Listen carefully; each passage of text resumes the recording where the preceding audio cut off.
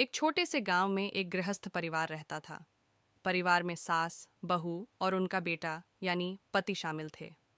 सास का नाम सुशीला था और बहू का नाम रेखा था। शुरुआत में रेखा को अपनी सास के साथ संबंध बनाने में बहुत कठिनाई होती थी।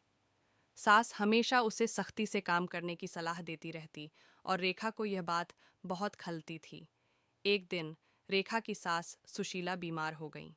बहू ने देखा कि उनकी सास को चलने फिरने में तकलीफ हो रही थी और उन्हें मदद की ज़रूरत थी।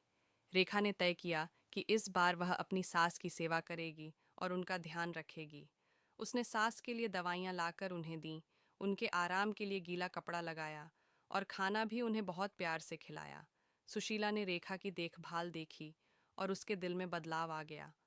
पहले वह हमेशा अपनी बहू से नाराज रहती थीं, लेकिन अब उन्हें महसूस हुआ कि रेखा एक बहुत अच्छी लड़की है और उसकी सेवा से वह बहुत प्रभावित हुईं।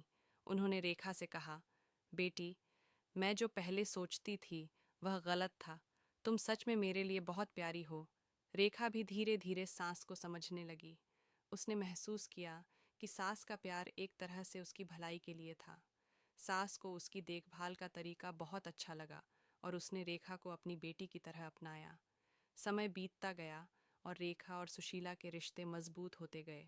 अब वे एक दूसरे को समझने लगीं और अपने रिश्ते को बहुत सशक्त रूप से निभाती थीं।